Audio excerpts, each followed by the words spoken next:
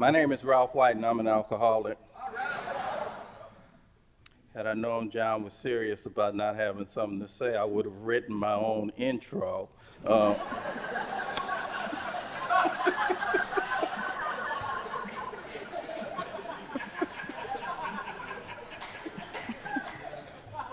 was succinct, Ralph. We like that.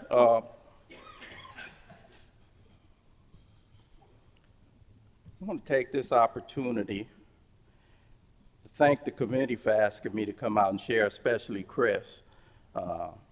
We've been going back and forth for a couple of times, and I finally get the opportunity, and I've heard a lot about this conference, so I finally get the opportunity to come out. And, when you're a speaker at one of these deals, it's kind of bittersweet.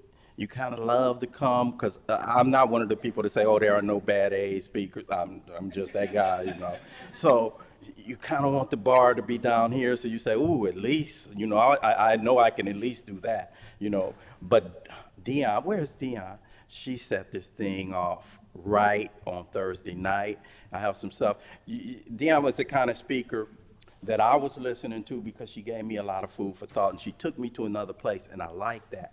But she also was saying the kind of stuff, where the people in here to sponsor, and how you listen for a sponsee, you listening and saying, damn, I wish so-and-so was here to hear that. She was like that. I had a couple of people that I was listening for them, and I can't wait to take the tape back because of what she was saying, and it's a trip.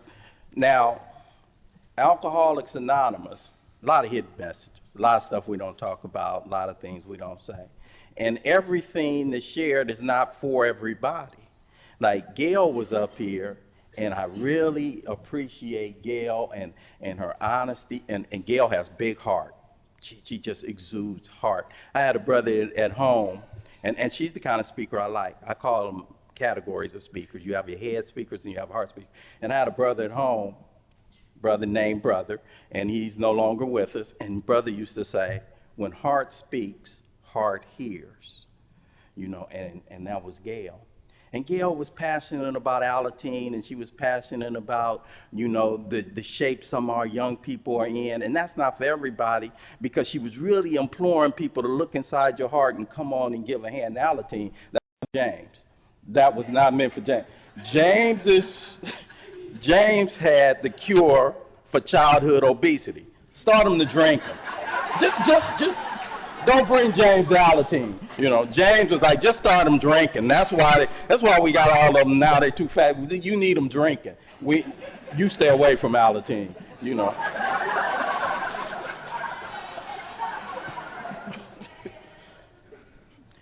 So I've had a good time listening to him, and then I heard Pam this afternoon. I'm one that can hear the message wherever it comes from, and so Pam, even though she and Gail were the Al-Anon speakers for me, a lot of the times that's some of the most powerful sharing that we have at our meetings, and so I really appreciated that. And the next two, you got this guy up here, but they placed him right, because you got two people to clean up after me. So we'll be good. We got Paul coming up tonight. We got Ken coming up in the morning. I can't wait. And what I'm doing, somebody's thinking, damn, is this guy just going to stand up here and filibuster the whole night? And, what I'm doing, I like to think of as the spotlight work in Alcoholics Anonymous. Our program, it's a program of 3 legacies: unity, recovery, and service. The unity, that's our fellowship. And the trip of it is, I'm the kind of guy, whatever I get consumed with first, I think that's the most important, and then I tend to discount it later on. When I really got into the program of recovery, I was discounting the unity part. Man, don't be good. Them dances ain't gonna keep you sober. Guess where you saw me my whole first year? Every dance. Sponsors, don't be denying your sponsees the opportunities and the experiences, because you're not at that place no more. I did that. Dances, I was at every dance. I was at every picnic. We had a lot of sober activities. We had a lot of sober functions. I was an active member in my home group. I took commitments up in there, So get a home group, that's the unity part. I bring my body to the fellowship. And then and after I was here a while, because I'm the kind of guy that gets interested in what I'm involved in, I got interested. Why be in a 12-step program and not know about the 12 steps? And I got interested in our program of recovery, and I started, really learning the book, reading the book, practicing the principles that's outlined, and having had that spiritual awakening. What do you do with a woke up spirit? Put it in the service. Put it in the service. That's the secret. If you want your recovery to go to another, that's the secret. I'm up here, I'm doing what I call the spotlight work in Alcoholics Anonymous. All eyes on me. Everybody's looking at me tonight. The rest of the doing the spotlight. You guys come up and thank us. You sit in the long line. You thank us for our service and for coming out tonight. I appreciate it. I remember being new and thinking, I can't wait to get up in front of everybody and share, And somebody out there is thinking the same thing and thinking, and I'll do a better job than that guy. He probably will. Keep coming back, and somebody else is on the opposite end of that tip, and they're thinking to themselves, I'll never be able to get up in front of people and share. Will I be able to have this thing? Check this out. What I'm doing tonight is talking about recovery. It don't have a whole lot to do with living recovery. This is a living program. It's within the grasp, it's within the reach of anybody sitting under the sound of my voice tonight. But the real deal, because I'm talking about recovery, but the real deal, I'm in the spotlight. You guys thank me, but I really want to thank the other people. I call them the shadow soldiers, the ones who work in the background, our service workers, people like Chris that went after me for a year, got me out here. They put on these events. They meet in a group. If you ever want to see AA at work, meet on a service level and put on one of these committees. Put on one of these conventions and listen to the 90% of the people talk to the 10% of the people who are doing the work about how the work should be done. The shadow soldiers, the people who greeted me when I came up, the people who worked out there at the registration table, the people who are doing the raffle tickets, the people who go into our jails and our institutions and they look for Ralph White, the people who get up out of their bed on a Wednesday night or a Thursday night and they could be looking at football or they could be looking at their favorite TV program, and they get up out of their beds and they take the key and they open the door and they fire up the coffee pot and they wait for Ralph White to show up. The shadow soldiers, the ones who on Super Bowl Sunday to 7th game of the World Series, I don't care what day of the week it is, they get up out of their beds, they put the key in the door, they fire up the coffee pot, and they wait for Ralph White to show up. The shadow soldiers, the people like Frank that got up in his car and came to pick this drunk up that he didn't know anything about him, and he got in his car and he picked me up and he took me to breakfast and he said, I'm at your disposal. A drunk like me. The shadow soldiers, the ones who do the service work in Alcoholics Anonymous. My hat is off to you. I thank you for my life. I thank you for keeping the light on for a drunk like me. I am forever indebted. And I need to full disclosure. I undress in front of you guys. I'm not who you think I am standing in front of you tonight. I'm an image guy. I'm a style over substance guy. I'm a make you like me guy. I'm all front. I'm no back. I'm really not interested in telling the truth. Most of the time, I just want to convince you of it. That's the kind of guy I am.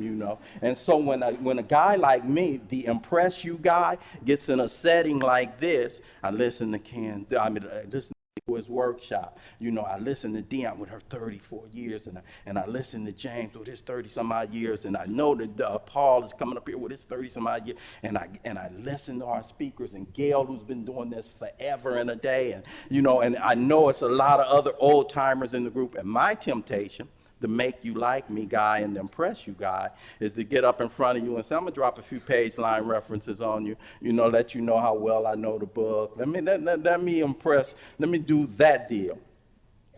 But I don't know if we have any new friends in this room tonight.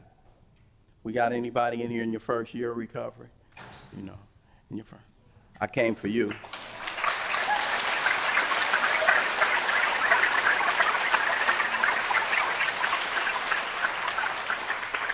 No disrespect to the distinguished dais of speakers and members that I just mentioned, but I came for you. I came for you. I remember sitting in a meeting, in a room somewhat like this, and a guy was standing up in front of the room, and he was dressed pretty nice, and his hair was combed, his eyes were bright, he was stringing sentences together real well, and I remember thinking to myself, I know this cat ain't been where I've been, I know he ain't felt what I felt, I know he ain't done what I've done. What can this lame tell me? So it's real important that I let you know that the man that's standing in front of you tonight is not the same one that stumbled into the rooms of Alcoholics Anonymous October the 11th, 1986. I'm going to share with you in a general way what I used to be like, what happened, what I'm like today, in the hopes that somebody sitting out there will be thinking like I was thinking. Man, I used to feel the same way. I used to do the same things. Or more important, I too want to have this thing. Grew up in South Central Los Angeles. I grew up in the heart of Watts. I'm one of 6 boys. We stayed in a little 2-bedroom apartment. Moms and pops stayed in one room. The 6 boys stayed in 3 bunk beds in the other room. Earliest memory of my old man was he was an alcoholic, and I didn't want to be like him. My father wasn't abusive, and my father wasn't violent. My father was an absentee drunk. And every other Friday, like clockwork, you knew he would not show up with a check. It would be a kid in the neighborhood who would feel like it was his duty to inform my family how my old man had performed at the pool hall the previous Friday or Saturday night.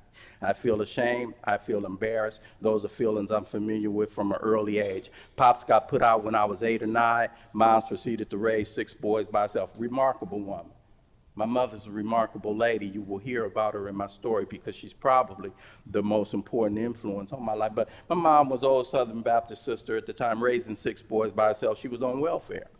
Refused to settle for that. She put herself back through high school. She put herself through college. She worked 2 jobs. She took in clothes that she washed and ironed for other folk. And when you've grown, you look back on your life and had a hell of a mom. Look how she sacrificed to raise her boys. But when you were a kid about 9 or 10, and you coming home from school on a Wednesday afternoon with a couple of partners, and you hit the front door, and mom's is in the living room with ironing board up and a rag on her head, you don't feel proud.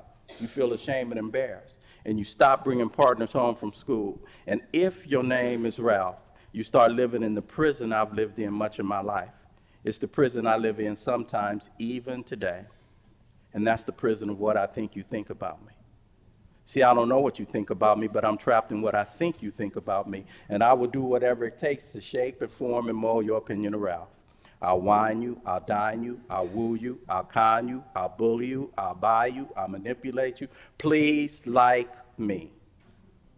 Now, I don't particularly have to like your ass, but please like me.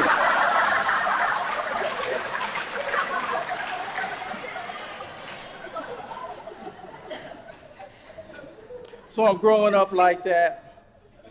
I'm growing up like that. And, when I grew up, ideal family life was depicted in the TV programs of the day. I don't know what they show these days. But when I was a kid, ideal family life, the TV shows that came, Father Knows Best, Ozzie and Harriet, My 3 Sons, Donna Reed, and bet that wasn't jumping off in my house.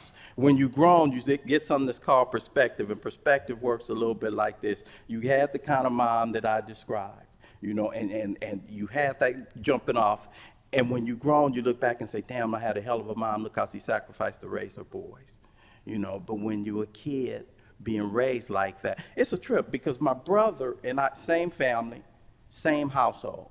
You would think we came from 2 separate places. That description I described to you guys, somebody in here might be saying to themselves, damn, dude should have been drinking. He grew up in Watts. He didn't have no father. He didn't have no money. His mother was on welfare. I wouldn't have changed the way I grew up for nothing in the world. Don't get me wrong. Don't get me wrong. I wouldn't have changed the way I grew up for nothing in the world. I'm the kid that went to bed on Christmas Eve with all his clothes on because I couldn't wait for Christmas Day to come. Mind you, moms had $40 as a budget for these 6 boys. So we didn't get a lot. Chinese checkers, dominoes, maybe get a Monopoly game. I might get a glove. But in my house, when you woke up on Christmas Day, it would be smells in the house. And it would be singing. And it would be laughing. And it would be family. and it would be traditions, and it would be fun. And sometimes you don't know what you don't have till you grown enough to try to give it to somebody. And those little things that we did have, we'd have a bunch of fun with it. And we'd go out and you could play in the street and play football. And I couldn't imagine being anybody but a young brother in South Central Los Angeles. It was the 60s. Changing time, it was a turbulent time, and I was caught up in it, and I'm gonna be somebody, I'm gonna make something out of myself, and I'm gonna be an asset to my community, and it was gonna be changes, and I was caught up in that world, man, and I couldn't imagine being anybody other than me. I got 5 brothers. I never knew a lonely moment. Baseball was my game. Me and my brothers made up the whole infield. One of my brothers played left field, you know.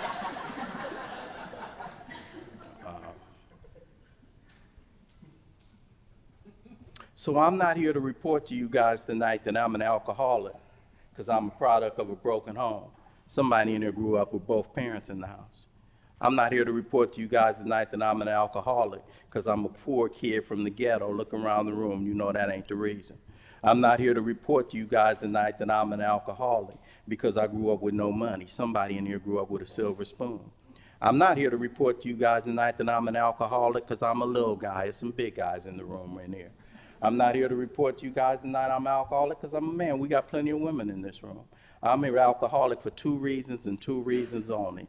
1, when I take one, I can't control how much I'm going to take. 2, when I sincerely don't want to take it, I do it again anyway. I'm bodily and mentally different. That's it. That's all. The rest is my story. My story goes a little bit like this. Just like Dion, every single one of you had me in your classroom. I was usually class president or student body president. I was a straight A student. I was teacher's pet. I played ball. I made all-stars. On the outside, I should have been okay. On the inside, I've always felt like if you really knew me, you wouldn't like me. Yeah, I was straight A student. Yeah, I was teacher's pet. Would have traded it all in if I could have been cool. If I just could have been cool, because in my neighborhood, it was a whole lot more currency placed on cool than on smart. The cats who was cool, some of you sitting in here right now, the ones in the bathroom smoking cigarettes, shooting dice, taking quarters from guys like me that brought extra quarters with them, and you knew how to talk to girls, and girls were a mystery to me. Fellas, check this out. I don't know about it for the rest of you, but I know somebody in here was me. I always had this idea that the rest of you guys had this manual on manhood that I just didn't get. They just didn't give it to me. Maybe it was because Pops was gone. I don't know. But you guys had a handle on being a man. I didn't have. 13 years old, cats would be standing around talking about throwing down with girls already. I didn't know you were lying, but I would be like, damn, how come? I'd be like, how come I don't know? You know, and that would worry me. It really, really would worry me, man. You know, because it took me a long time. You know, it took me a long time to get comfortable telling my story in Alcoholics Anonymous. I'm a late bloomer. I'm a late bloomer in Alcoholics Anonymous. This is the first place I ever ended up where folk try to bottom each other, right? You know. My first home group at home is at 9604 South Figueroa Street. And Figueroa is dead in the hood. You know, how do I put it delicately? Women plying their trade right outside our hall. You know, it's the stroll, and it's got all kind of stuff going on. And at 9604, when I landed there, man, cats would be in there, and they'd be sharing their stories, and they had hard stories. They had interesting stories. And I wanted a penitentiary story without going to the pen to get it, right? But my story is mine. And I'm not willing to go get another one. I'm a schoolboy, and I'm a square. I'm 16 years old. I ain't touched nothing. In Alcoholics Anonymous, that's late. We were out at dinner last night with a number of members, and a lot of them were, you know, some of them were ready for us by the time I got started on the path up. You know, but I'm 16 years old. I ain't done nothing. I get a girlfriend at 16. Now, Ralph with a girlfriend at 16 don't mean the same thing it means for some of you cats. Ralph with a girlfriend at 16 simply means this. I ran with a crew of dudes that went with the same group of girls. One of my boys broke up with this girl. I waited a little time to pass, told my other boy I want to go with her. He went and asked her, came back and told me. She said, yes, now I got a girlfriend. But I don't do girls. I'm scared of girls. You remember them? It's some people my era here. Remember them old rotary phones? You know, I called my girl, this is my official girlfriend. If you ask her who do you go with, she would have said Ralph. You know, I had other girlfriends before, but this one actually knew she was my girlfriend, right? You know. Call her up on that phone, that seventh number would come, and seem like it'll come back in slow motion, right? And terror would set in. You got to talk. It's the telephone. Just hang up on my girl, right? Click. This particular night, go out on a double date. Me and my girl in the back seat, older partner of mine, him and his girl in the front seat. He driving. Plastic cup of rum and coke comes to the back seat this particular night, drank that rum and coke down, went down real warm, rushed back to the top of my brain. All of a sudden, Ralph's hands started doing things they had never done. Mouth started saying things it had never said. I had arrived. Alcohol did for me what I couldn't do for myself. Gave me the courage to do and to be and to say things I wouldn't do, be, and say without it, and I liked it. I liked it a lot. The big book, Alcoholics Anonymous, talks about me lots of places. It starts talking about me. There's a description in the Doctor's Opinion. New friends, we have a chapter at the front of our book called The Doctor's Opinion. And there's a line in the Doctor's Opinion that jumped out at me the first time I saw it. Men and women like me drink essentially for the effect produced by alcohol. Recognize that first time. First time. I'm not overnight alcoholic. I understand when we talk about this disease being progressive in nature because that's how it showed up in my experience. That first night I drank, I didn't get pissy drunk. Unlike James, I didn't take it all the way to the limit. I didn't get pissy drunk. I didn't throw up on myself. I didn't make a fool out of myself. I got a warm, tipsy feeling. I kissed and licked and sucked on my girl in some places I had never done, you know. And that's how my drinking stayed. I would drink to go out on the weekends and party. I graduated from high school in 1971, and I graduated to higher education in every sense of the word. I went off to college, and in 71, I was still just drinking on the weekends to go to parties. By the end of 71, my drinking had crept up to the daytime on the weekends to get ready for the party. By 1972, I'm drinking not only on the weekends, but now I'm drinking after class during the week, and I've added some non-addictive marijuana to the mix. By the end of 72, I'm drinking, I'm smoking herb, I'm selling herb. By 1973, drinking, smoking herb, selling herb, I'm doing other drugs, I'm doing it on a daily basis, and you couldn't have told me it was anything wrong with the way I was living. The big book, Alcoholics Anonymous, talks about at a certain point in my drinking career, I won't be able to tell the true from the false. And the way that worked for me was this. Isn't the way that I'm doing it, isn't that the way everybody does it? Why would you be young, with a bright future, with a little bit of money, didn't chasing women and getting loaded come with the territory? In those days, man, if you came over my house and I couldn't offer you something to drink or something to smoke, I wasn't being a good host. And if I went over your house and you didn't do the same for me, not only weren't you being a good host, wasn't coming over your house no more. For what? You have nothing to discuss.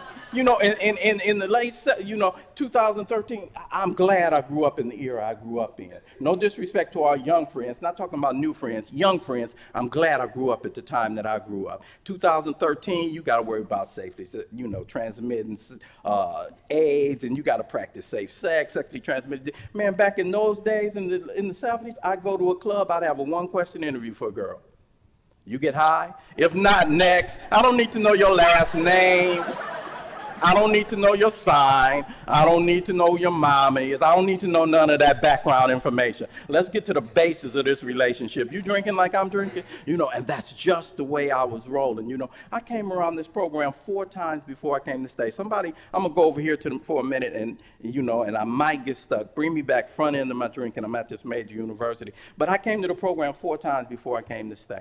And the way I would go to the program in the early days, in my early attempts, I thought they were sincere attempts. I would go to a meeting, and I would listen to a speaker, and I would listen to him, and I would make sure I'm a good mimic and I'm a good chameleon. And I'd listen to what he was sharing. I'd pick out what in my ears were the most profound things he said. I'd go to a meeting tomorrow night, make sure the speaker's not there, not too many of you guys. I'd repeat what he said. I'd tack on and keep coming back, and I thought if I claimed it from the podium, it would be true in my experience. And I kept getting loaded, kept getting loaded, kept getting loaded. If you're new to Alcoholics Anonymous, there are lots of things that they say in the rooms. It took a total 360 for me to get with that program. Some things that are total, it talks about if you're going to get this deal, it meant throwing away lifelong conceptions. Quitters never win. I have to throw that one away. You don't tell on yourself. I have to throw that one away. Surrender to win. Surrender. Anybody, any fellas in here that ever played ball, you know you don't quit.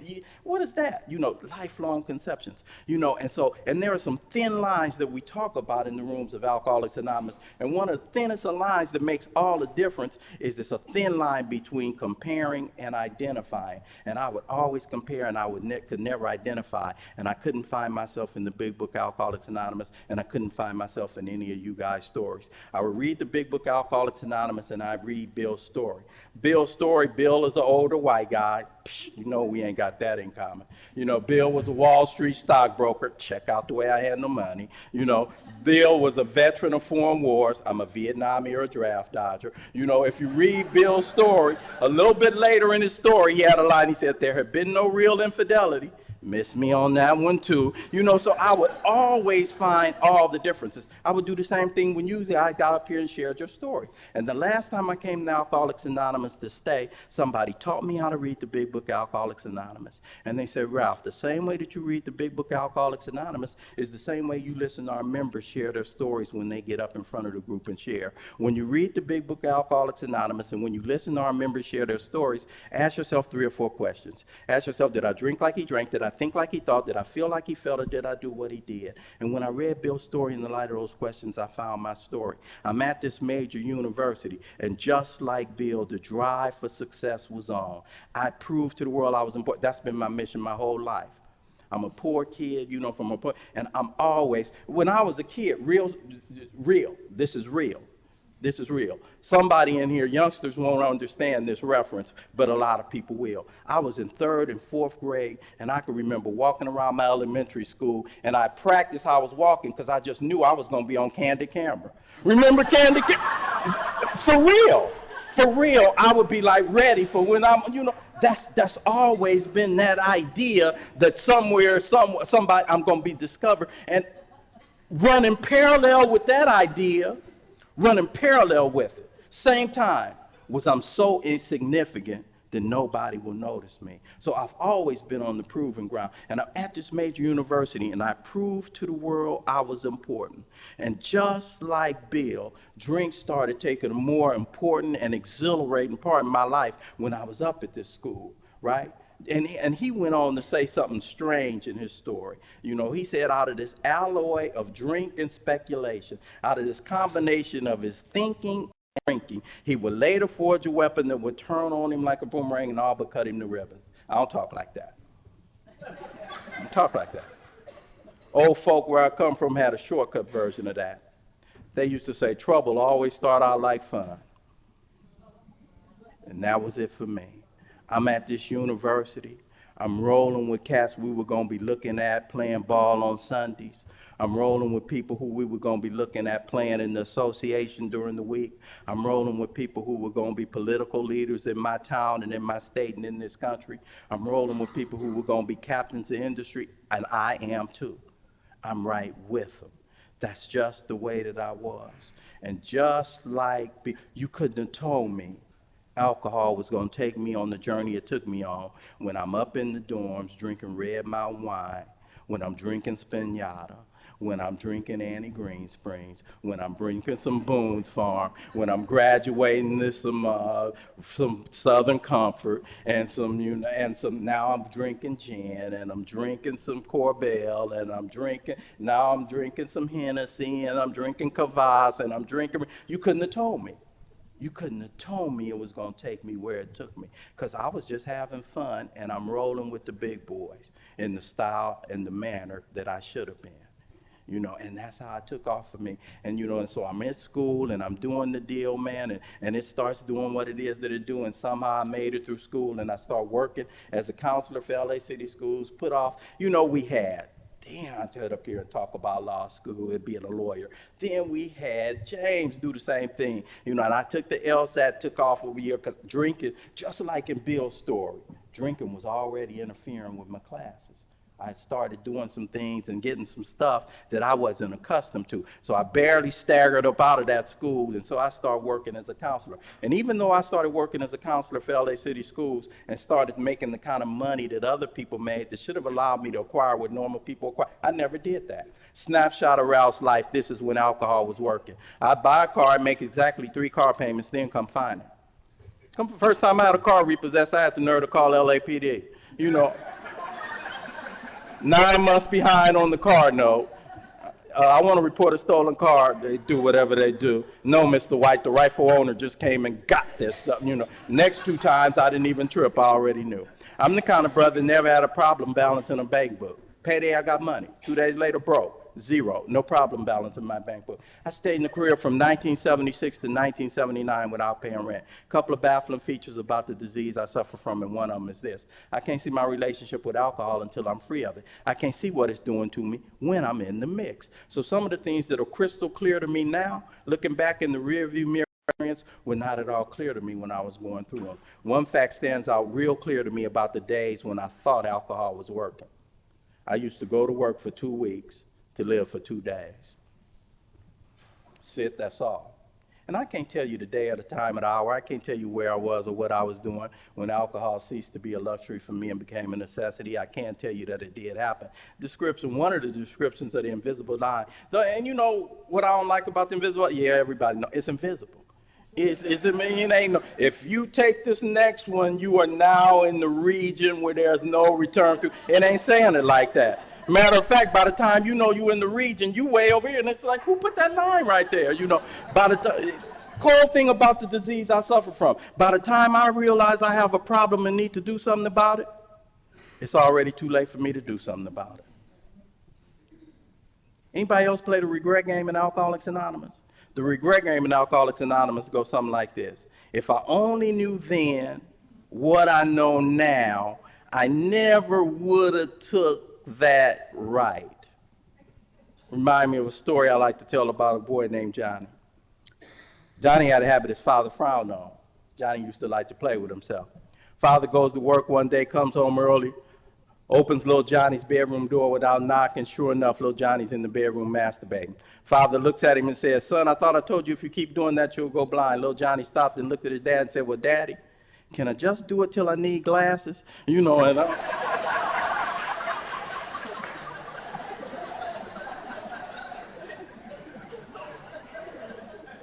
I like that story because it reminds me of me in the life. I see you going down, I'm just going to do it till I need glass. And the book talks about seeking the Lord companion. It wasn't long before I became the Lord companion, and we don't have enough time for me to share all the things that should have been signs along the way. I got married in 1980 on a Saturday afternoon in April. I had a bachelor party the night before my wedding. None of the guys at the bachelor party are getting married the next day. All of them have sense enough to go home at 2 or 3 o'clock in the morning. I'm still at my bachelor party till 7:30 in the morning, me and my brothers. 4 of us made it to the program. They pour me in bed at 7:30 and they get me up at 10 o'clock for my 1 o'clock wedding. I'm tore up. I still go to lots of meetings of Alcoholics Anonymous all these many years later, and I go for lots of reasons, you know. And one of the reasons, we talk about, you know, the reason my life depends on the rest of it, but one of the reasons I go is real purpose. You know, I can talk shorthand at a meeting of Alcoholics Anonymous. You know, I'm at the bachelor party till 7:30. They pour me in bed at 10 o'clock. I'm tore up. You know, somebody in here said, yeah, I know. You know, I'm one of them tore up where you throwing up stomach lining and the bed is rotating and you trying to hold it. I'm like that, right? And I'm supposed to say my own vows at this wedding. And they get me up at 10 o'clock to the wedding. I show up for my 1 o'clock wedding and I'm wobbling and staggering. And my then wife-to-be took one look at me staggering up in there and she said, okay, scratch the own vows. Say the regular on his ass. So now my lines are cut to 2 words. We get into the ceremony. I get ready to say, I sat and threw up all over.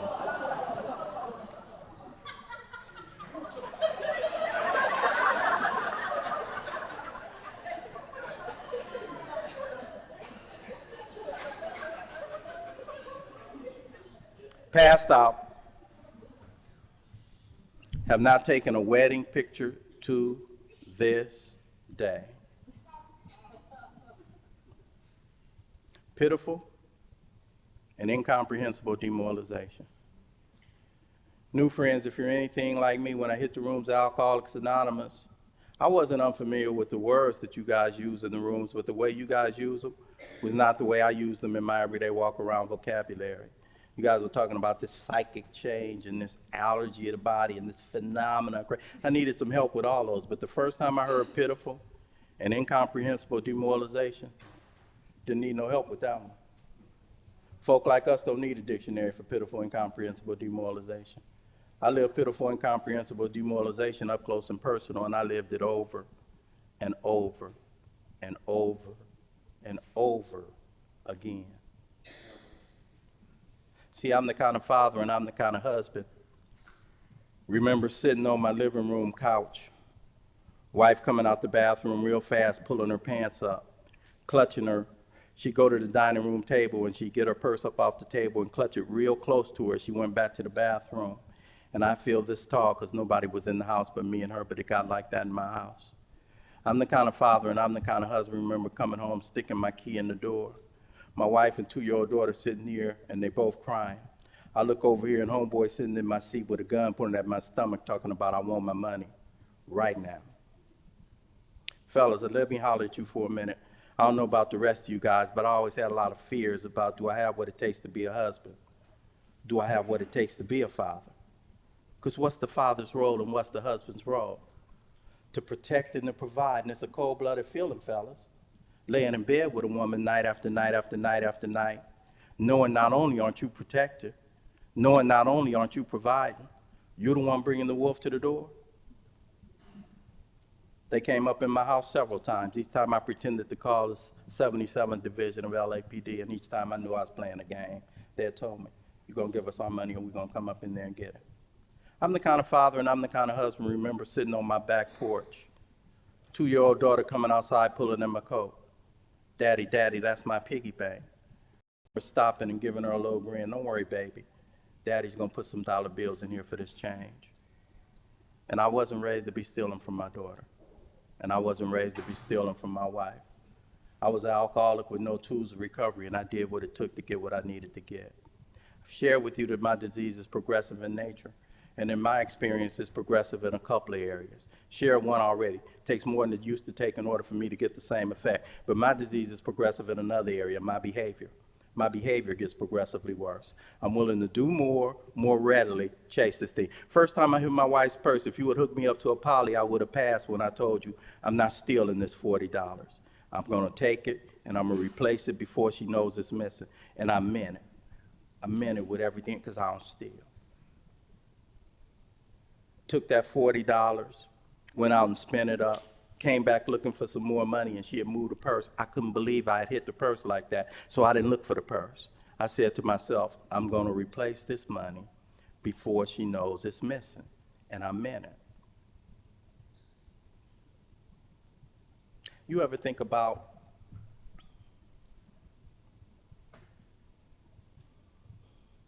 just how fragile the ties are that have us sitting in here this evening? The things that had to go just right. 1934, Cat was in the hospital, same hospital, 4th time. Something happened this last time he was in the hospital, and it was so overwhelming that even from the outside of dude, the doctor that was treating him said, dude, I don't know what happened to you, but whatever it is, you need to hold on to it. And dude was in the hospital, and even though it happened to him, it scared him. It was so overwhelming. And he had been fighting with this thing for the longest, man. You know how some of you have been in and out of program. He had been seeing the same doctor. Doctor said, I don't know what it is, even from the outside looking in. Dr. Silkworth looked at Bill Wilson and said, but you better hold on to it. He left the hospital. His partner had come to see him the month before that, put him down with some information he had got from the Oxford group. Bill Wilson goes out, and he's doing this deal, and he's looking for people like me and you. Can't find nobody, because he's preaching. You know, you got to have this experience. Anyway, looking for folk like me and you. You know. Pretty soon, he'd been staying sober, and some of his partners that he used to do some business with put him down with a business opportunity. And this business opportunity would have set him up.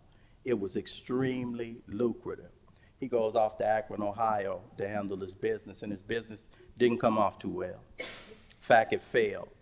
He's standing in the Mayflower Hotel, and he ain't got enough money for the room. And the thought came to him.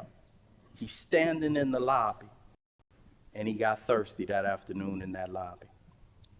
And I was standing in the Mayflower, and you could see the bar, what used to be the bar. It's no longer a bar. And it seems like I believe that he described he could hear the ice clinking in the glasses. And a novel thought came. Just imagine where a thought like that came from. He said, I need to find a drunk not to drink. Who would ever think something like that? I always look for drunks, but let's peace up. You know, I ain't never looked for a drunk not to drink. What would put a thought like that in somebody's head? Blows me away. I need to find a drunk not to drink. Series of divine coincidences. There was a directory on the wall. Dude starts, not only does he have the thought, he put it in action. He said yes. He said yes to the thought. He said yes. And he put his feet in motion. And he took action. And he starts calling these numbers. And through a series of divine coincidences, he could put in touch with a dude who knew a lady who knew a lady. And he calls Ann Smith. And he says, I understand your husband's got a drinking problem. And Dr. Bob was tore up and in the doghouse. Series of divine coincidences. And that's the reason why, in order to get back in his wife's good grace, he said, tell dude I'll give him 15 minutes tomorrow. And Bill Wilson and Dr. Bob Smith met at the gatehouse that next day, and that 15 minutes turned into about 4.5, 5 hours. And those two gentlemen set about looking for people like me and you. And in a couple of years, about 40 people were staying sober. Wow. And I like to think that Akron physician and that New York hustler must have looked at each other, and the New York hustler, I'm sure, was the one that probably said, how are we going to let Ralph White know when it's his time? And they said, we'll put it in a book. And they put me in that book. Amazes me. That book got published in 1939. I didn't hit this earth till 1953. I didn't make it to you guys till 1986. And they put me in that book. 2 weeks after I had hit that person, I said, I'm going to replace this money before she knows. Same scenario presents. I'm out doing what it is I do. I spent up all my money. And the idea of replacing the money didn't come to mind. They got a line in the book that describes me to a T. We don't know why. Alcoholic could be unable to recall with sufficient force, pain, suffering, humiliation, weeks, even days ago. Didn't even remember. I got replaced by a new thought. I said, last time I took 40 and came back looking for all the money, she moved the purse. This time I'll take all the money out the purse, and that I don't spend up, I'll sneak it back in the purse. All for running to hit my wife's purse on a regular basis. Did one Wednesday, came back one Monday. Note was on the screen door. The rest of your stuff is at your mama's house. Suitcase on the porch. I'm put out of my house. I'm now my daddy. Went to stay at my mom's home, and over the course of that next year, my 5 brothers got put out their respective homes. All of us ended up at my mom's house, and we damn near killed her.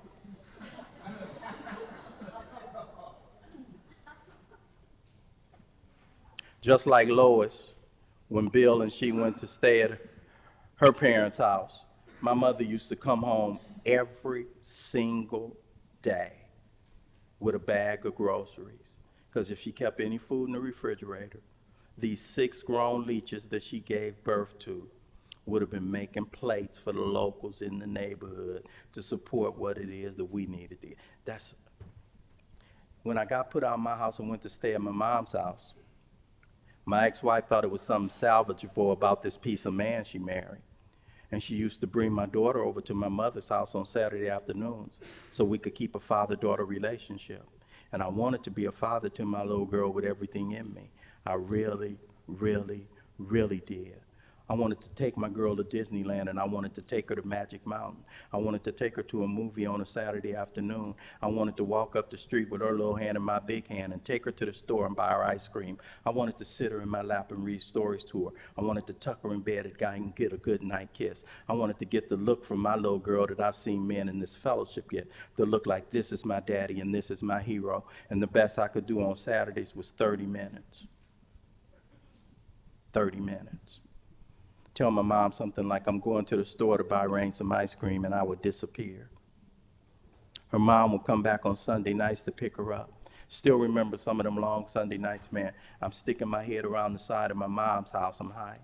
And through the tears, tears are flowing. And through the tears, I'm thinking to myself as I see those two heads in the car and those headlights backing out the driveway, I'm thinking to myself, there goes my life backing out this driveway. And I've heard a lot of people share they were scared of dying out there. That's not a part of my story. I was never scared of dying. I was scared I was going to keep waking up to the same old thing. Monday the same as Tuesday, the same as Sunday, the same as Christmas, over and over and over again. And I'm so glad God don't make misery comfortable. And on October the 11th, 1986, I got miserable enough and I got tired enough that I got directed to my fourth program of recovery. I went to the Harbor Light Center on Skid Row in downtown Los Angeles. 2 days after, they took me to a meeting of Alcoholics Anonymous. That October in 1986, I was in a real bad way and I was in a real dark place. I was full of remorse and I was full of regret and I'll never be able to forgive myself for the things I had done and what I had become. Our stories disclose in a general way, specific, and I don't have enough time to fill in all the blanks, but I'm the alcoholic who was the real Dr. Jekyll and Mr. Hyde. Because believe it or not, just like a couple of our other speakers, as my drinking was spiraling, there was a period where I was ascending in the workplace. Because I'm business guy by night, and I'm vampire by day, and I'm vampire by night. And why is it that the vampire always outgrow the business guy? Why is it that the vampire always outgrows the housewife? So now I'm up here and I'm business guy by day and I'm working in management in a law department of a major utility company. Finally got a job where I'm on salary. I don't make an hourly pay, it's salary, and I'm like, wow. And I worked and I had 70 people that I supervised and I sat in the office with a big glass window that allowed me ostensibly to look out on the workforce. Well, unfortunately, it allowed the workforce to look in on my ass, and that ain't cool for a vampire / employee, because I'm coming off one of those 3 or 4 day runs, and I'm the kind of guy, that used to think if I take off this tie, you won't know it's the same suit I had on. I'm in the same suit 3 or 4 days, and I'm sitting here, and you know how you go in the whiplash thing, and you look to see if anybody's looking, and just like all you guys, everybody's looking. That ain't cool, And so pretty soon the vampire starts coming to work, and the vampire don't work at work, and they don't pay the vampire to cut. So you know what happened. They told the vampire, look, you got to go and take dude with you. And so I lost that job. And that October in 1986, man, I was like, man, guys like me don't get second chances. And I stumbled to you guys in just that condition. And I've only shared with you the tip of the iceberg. I didn't share with you when I went to stay at my mom's house, I started stealing out my mom's purse. I didn't share with you when I went to stay at my mom's house, a check came to one of my brothers, all white. All of us are all white, took that. Didn't share with you when my grandmother gave me $200 to buy her plane ticket to the family reunion. If it wasn't for my mom, my grandmother never would have saw Atlanta, Georgia. Didn't share with you the first time I tried to get sober, my ex-wife got me a job at a radio station, stole $1,600 from them, ruined her reputation in the industry. Didn't share with you a lot. Suffice it to say, I had a lot on my tip when I came. And 2 days after I was in that recovery home, they took me to a meeting of Alcoholics Anonymous. And a gentleman was standing up in front of the group, just like I'm standing in front of the group tonight. And he was sharing about taking from the job, and he was sharing about taking from the family. And I remember looking at him and thinking to myself, yeah, you sharing about doing scandalous things, but you look scandalous. You should have been doing that. I'm different. Y'all ain't gonna hear my business. And the speaker seemed like he was reading my mail on me. I mean, he hit me right where I live. He said, if you're sitting in this room right now, you are not responsible for your disease, but you are responsible for your recovery. And you have just now tapped into a source of power much greater than yourself. And you don't have to drink and you don't have to use no matter what, provided you are willing to conditions. And that speaker that night caught my attention. He went on to say, this is the only club you can be a member of where the worse off you are when you get here, the better off your chances of staying. And I got the message of hope at the first meeting of Alcoholics Anonymous I went to. He described to me what I suffer from, and he seemed like he did it in a real strange way. Dude was talking about me, talking about himself. Had never seen anything like it. A lot of people have been talking at me, about me, around me, and down to me. Cat was talking about me, talking about himself. New friends, I learned a couple of anatomical facts about a guy named Ralph when I first came in here. And when that guy was standing up here talking about it, something physically different about him, seemed like he invited me to diagnose myself. Ralph, don't take my word for it. Ask yourself, how many times did you say, I'm just going to spend 20? What happened? Whole paycheck. How many times did you say, I'm just going to stop over here at happy hour? What happened? Whole paycheck. How many times did you say, I'm going to stop off over here at my boy Kenny's house for a minute? What happened? Whole paycheck. Ralph, did it happen once? Did it happen twice? If your name is Ralph, every 2 weeks from 1979, 1985, whole paycheck. My experience, not my sponsors, not yours, not Dr. Bob, not Bill Wolf, not the oldest old-timer in here. My experience abundantly confirms for me when I take one of anything, no matter where I have to go, what I have to do, who I have to see, no matter how great the wish or the necessity, my body takes over and I have to have another. Okay, smart guy, how do you explain stone sober if it's just my body? How do you explain stone sober? My car seemed to drive to the LIQ on payday. Second part of this disease, the mental obsession. The obsession that somehow, someday, I will be able to control and enjoy this magic potion I discovered all those many years ago. I can't drink because of my body. I can't not because my mind refuses to accept that fact. I'm powerless. Third part is disease, spiritual malady. 12 and 12 describes it as a soul sickness. And in the big book of Alcoholics Anonymous, it says, Ralph, if you work on the spiritual, the mental and the physical are straight. That's what we do. That's what they've been talking about all weekend. You know, don't get scared. Somebody in here that's paying attention, if you knew, and paying attention, somebody in here ought to be scared. If you're anything like me. He getting ready to come with the G word. You cannot fool me. You can call it universal intelligence. You can call it creative intelligence. You can call it higher power. You can call it all that, but you can't fool me. You getting ready to come with the G word, and you don't understand my condition. I've been to church. I've been singing in the choir. I've been singing drunk in the choir. I done left the choir and got drunk. You don't understand my condition. It requires something to look. Those steps right there, they look good, but you don't know what it is that I've been doing. I walk the streets at 3 or 4 o'clock in the morning. I need something just a little bit stronger than the rest of what it is that y'all. And that G word, with that. Yeah, Mr. Speaker, with 26 years sober, it's easy for that word to roll out your mouth. You don't understand my condition. Check this out. When I came up in here, I did not come up in here walking toward the light. I came up in here running from the fire. And if your ass is on fire, you in a good place too. Don't let that fool you. I'm one of the ones, I've worked with a lot of people and I get to sponsor a lot of people, and I learned some things about myself. You know, so not everything is, I'm not one of the speakers that talks about everything that I'm going to talk about is inside of the confines of those pages. I'm going to let you know when I'm sharing some of my experience. Some of it ain't going to be yours, but some of it may be useful and helpful. I love when Dion was talking about talking to the little girl inside. It's not inside of that, but that's what self-centered fear looks like. It may not call itself that, but that's what she does with self-centered fear. This is what it is I tell you to do. Take a nap, and you ain't old enough because we outgrow fear. So she talked about that. And so some of the things I learned some anatomical facts about a guy named Ralph when I was new. I learned that when my ass is raw, my mouth closes and my ears open. When my behind starts healing, my mouth starts running and my ears start closing. Thank God I was tenderized long enough, well enough this last time to hear the music of Alcoholics Anonymous. I heard the music. I started sitting up at the front of the group. You know, it's one thing, new friends, that you and only you can bring to the table. We can have speakers come up in here and they can speak and they can make you cry. They can make you emote. They can make you feel. They can give you a message of depth and weight. It'll interest you, but that still ain't going to be what propels you. You know, we can have workshops where people break this stuff down and a sponsor can sit with you. But there's one thing, I got to bring to the table. Sponsor can't bring it. Old-timers ain't bring it. Speaker can't bring it. Commitment person can't bring it. I got to bring one thing to the table. That's willingness. Willingness. Desire. And the cold thing about sponsorship is you can't put it in nobody, much as you want to.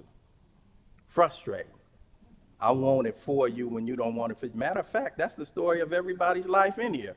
My mama wanted sobriety for me way before I wanted it. My wife wanted it for me way before I wanted it. Almost everybody wants it before I want it. But when you get to the point when you want it for yourself, one thing can't nobody give you. Damn it, Ralph, why you gotta say that? I've been in my 6th program. How am I gonna get this desire? I want it. I want to think up on it. I want to wish up on it. You can't buy it. You can't. I don't know but one way to get it, and I don't know a delicate way to say it. Well whooped ass. I don't know what to say. I don't know anything else that brings on willingness. So I don't spend a lot of time trying to talk somebody into doing what alcohol is going to do. I don't do alcohol's job. We want you when alcohol is through with you. I ain't trying to talk nobody out of drinking. We want you when alcohol is through with you. I was 33 years old, and I had given up on life, you know. And some men and women. See, I'm not the one that's the nice speaker because I'm trying to scare you in the recovery. I'm not the nice speaker because I'm going to give you the gloom and doom deal. That's not why. You know, if you read between the lines, if you were listening to my story, at the beginning and what I used to think of as my heyday, people used to see the way I was getting down and be like, damn, Ralph, ain't you scared of overdose? And I'd be like, scared of overdose? I'm scared of the deadly underdose. You better put some more.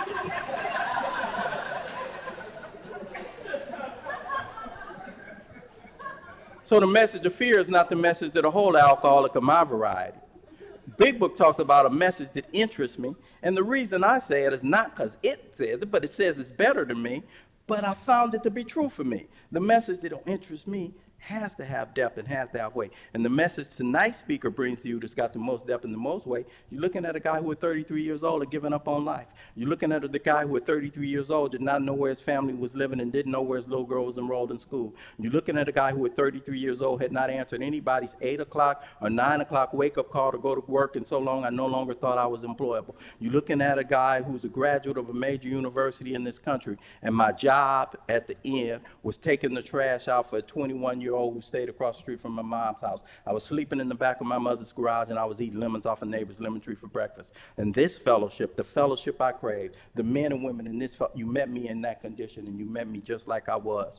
And you nursed me, and you loved me, and you nurtured me back to health. You put my feet on a path that really goes somewhere. And I'm a person that's tremendously still grateful for that every day that I'm a grateful alcoholic. I'm grateful that you guys accept me. I'm grateful that you nurture me. I'm grateful you support me. I'm grateful that you tolerate me. Everything that I have and everything that I am right now is a result of the life-saving, life-changing experience that's Alcoholics Anonymous.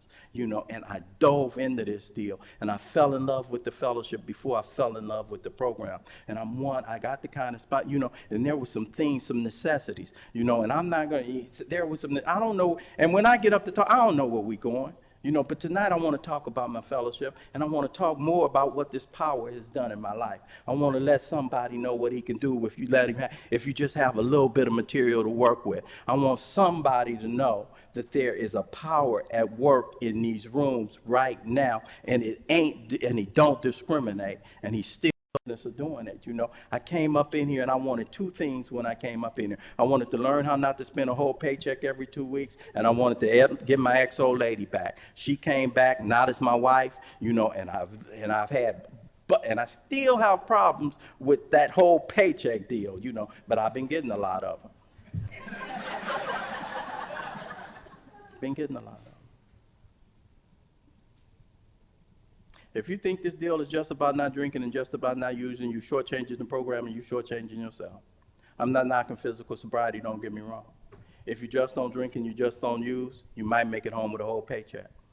If you just don't drink and you just don't use, you might stop going to jail on the weekends. If you just don't drink and you just don't use, you might make it to work on Monday morning. But what this program has to offer is a whole lot more than that. What this program is really about is about obtaining and maintaining access to a source of power that does for me what I can't do for myself. What this program is really about is about obtaining and maintaining access to a source of power that can do anything but fail. You want to see the program Alcoholics Anonymous? It's not a blue book. That's our outline, and that's our roadmap to the power. That's not, God is not contained inside of that. that. The program Alcoholics Anonymous, it walks and it talks and it shakes hands. It's a living, breathing, dynamic, experience. You want to see the program Alcoholics Anonymous? Anybody want to see it? Take a look around the room right now. What this program is really about is about taking people like us, drunks and boosters and child abusers and wife abusers, failures as parents, failures as kids, broken down pieces of men and women who don't have dreams and goals and hopes anymore. This program takes people like us, and I stick one hand in your hand and the other hand in God's hand, and we pick up our beds and we walk out of these rooms as mothers, fathers, sisters, brothers, sons, daughters, employees, employers, role models in our community. This program is about growth. This program is about change. If it's going to be any changes made in my life, it begins and it ends with me. I'm a guy that suffers from an illness that only a spiritual experience can conquer, and I got so scared when I heard that. I was like, oh my God. I grew up in church. I don't want to have that. I used to say to myself, when I turn 16 years old, you won't have to worry about Ralph White darkening the doors of anybody else's church. Said it, did it, meant it. And the transformational power of the power. Never knew when I got on that journey that seemed to be the worst thing that ever happened to me in my life would for me be the best thing that ever happened to me in my life, because I'm not a power seeker. I thought I was the power. I'm not a power seeker by nature. I'm not tonight's speaker because I'm a guy that comes to talk to you about this power because I'm a virtuous man. And our third step is all about being convinced that my life run on my will can hardly be a success. We had to quit playing God. Why? It don't work. I like that kind of talk. We had to quit playing God. Why? Because there should be no God above me. You should have no other God. All that kind of, it's true and it's right, and I'm not knocking it. It don't work for a guy like me. I'm not the virtuous guy. I'm the practical, pragmatic guy. And you hit me across it don't work. Oh, I get that. I get that. How you know it don't work? Look at your life, dude. I'm one of the fortunate ones in Alcoholics Anonymous. It ain't fortunate when you're in life, but in Alcoholics Anonymous, I was one of the fortunate ones. I didn't have no problem with that concept of it don't work. I didn't have a key to nobody's house. I didn't have a driver's license. I hadn't been employed for over a year. Men and women in this fellowship. Men and women in this fellowship. You gave me something. I asked a guy, what's the most important thing that you found in your recovery time? He's almost 56 years sober. He didn't say a conscious contact with God, in my understanding. He didn't say any of that. He said enthusiasm.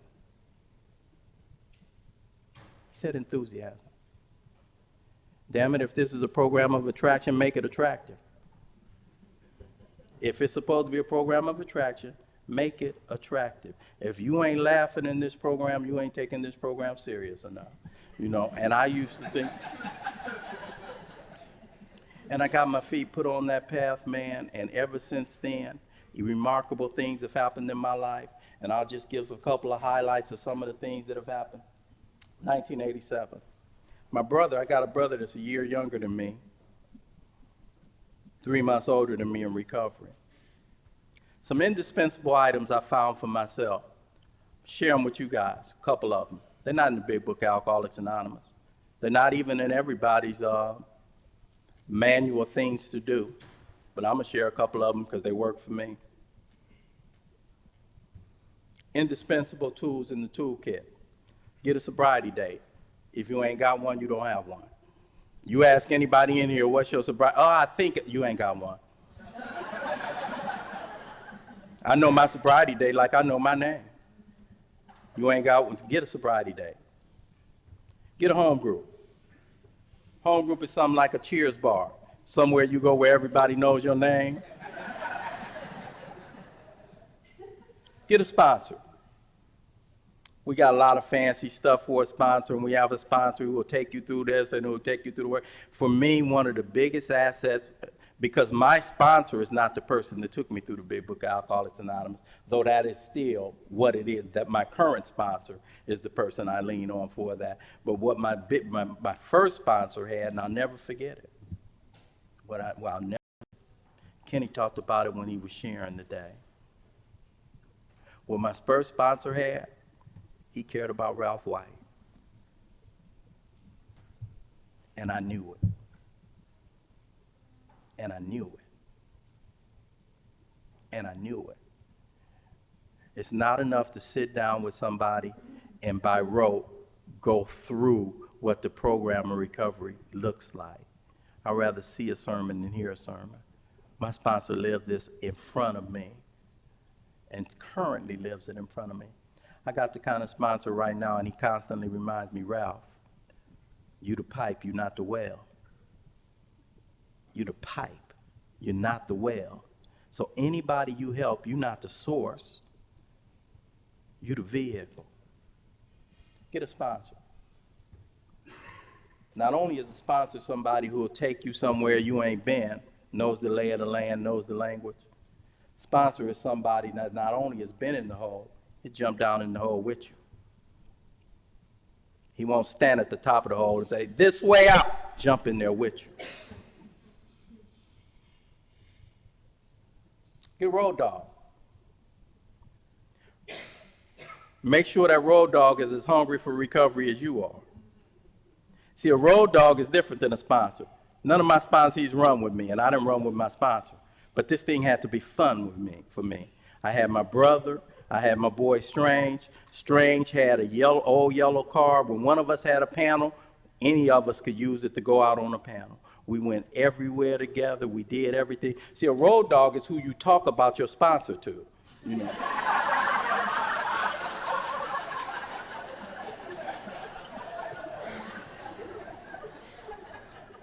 You know, when you knew you were your sponsor, and if you anything like me, once I decided and gave myself wholeheartedly to this program, I wanted to get an A in AA. So I was coming to my sponsor, yes, sir, I'm not looking at girls in the meeting, you know, yeah, right. You know. But with my boy, I'm like, man, you see her, you see her. That's what, get a road dog. Make this thing fun. And I embarked on a new way of living, the AA way of life. And I started doing the damn deal, man. I remember, you know, some people had presented, you know, the 12 steps, and why be in a 12-step program and not go through the 12 steps, you know, and so I'm doing the damn thing. I'm going to get ready to get out from here. And I remember one Sunday morning, my mom coming out of her bedroom. I was living at my mom's house, me and my brother. We both had a little more than a year of sobriety. And my mom came out of her bedroom, and she had tears in her eyes. And she had these alcoholics in her living room. And with tears in her eyes, my mom looked at these 12 alcoholics sitting around her dining room table, and she says, I want to thank you for my sons. And these alcoholics had blue books open, going through the big book, Alcoholics Anonymous. November of 1987, 12 people around my mother's dining room table. Fast forward to tomorrow morning, Gardena, California. There'll be 250 people sitting around a hall. Same big book workshop, the Never Too Early Big Book Workshop. Started at my mother's house, November 1987. We've been going every Sunday since then. We've grown over 250 members. High point of my life. High point of my life. We gave my mom a 75th birthday party, surprise party, me and my brothers. End of the night, my mother came in. We were replaying the day. And my mom started having kids when she was 18 years old, and she was the oldest of her siblings, so she helped raise them. And at the end of the night, she said, Ralph, thank you. I've never had a party. And thanks to Alcoholics Anonymous, 75 years of age, my mom had a birthday party. When Frank picked me up, had a call from my little girl. Got an 18-year-old daughter who's never seen her daddy loaded, and one day at a time she never will.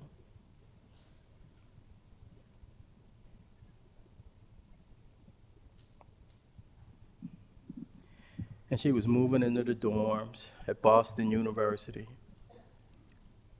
And she's so accustomed to daddy being there for everything and every event. And I heard the excitement.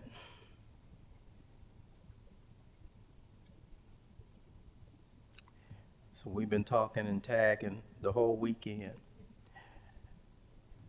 You guys know, because there's parents in here. The grace moments, sometimes they come, and when grace comes calling, you never know when it'll come. Oddest times, and you'll think to yourself, because I've had 3 valleys in recovery. I've had times when I felt worthless in recovery. I've had times when I felt useless in recovery. I've had times when I fell on my face in this spiritual walk in front of everybody in here. I've had times when I felt like not getting up. I've had times when you guys have carried me on the wings of Alcoholics Anonymous. I've had times when my sponsees have carried me. And there are times when grace comes calling, and it says to me, if you haven't done anything else, as a result of Alcoholics Anonymous, there's an 18-year-old young lady that the world better get ready for. As a result of Alcoholics Anonymous, that 2-year-old daughter whose piggy bank I was going in, she's 30 years old right now. She's a practicing attorney in the state of California. Both my girls. Blessings don't always look like blessings when you're going through them. Because this one with my other girl ain't looking like it either, because daddy is, both my girls. When Rain got put through undergrad, when Rain got put through law school, and she's working with my brother now as a practicing attorney, she didn't get put through by a stepdaddy, a play daddy, an uncle, no. Alcoholics Anonymous. Alcoholics Anonymous. I am exceedingly grateful. We talked a lot about the high point for us is seeing the lights come on. Went to the Camel Club meeting today, and somebody said not only seeing the lights come on in your sponsees, but seeing them go out and sponsor and see the lights come on. And I don't like us to miss the other lights that come on, that take place, the true meaning of what really takes place when we go to meetings of Alcoholics Anonymous. You'll miss it. It happens, and you'll miss it. It's happening right now. Every time I go to a meeting, I get to participate in some little boy or some little girl getting ready to have mama come home. Every time I go to a meeting, I get to participate, me and you, we're doing it right now. Get to participate in some family getting ready to have daddy come back in the house. Every time I go to a meeting, we're doing it right now. I get to participate in some man or some woman getting ready to have a hell of a mate enter their life. Every time I go to a meeting, who wouldn't want to be part of a fellowship like that? I always wanted to do something important, and I always wanted to do something significant. And I can think of nothing more important, and I can think of nothing more significant than being a participating member of the life-saving, life-changing experience that is Alcoholics Anonymous. Whenever anybody anywhere reaches out for help, I want the hand of aid to be there. For that, I'm responsible. I take it very serious. You'll never hear Ralph White say, I don't know why I'm sober. I know exactly why I'm sober. I get a blessing so that I can be a blessing. Recovery for me is a gift from God. What I do with my recovery, that's my gift to God. My name is Ralph White. I am an alcoholic.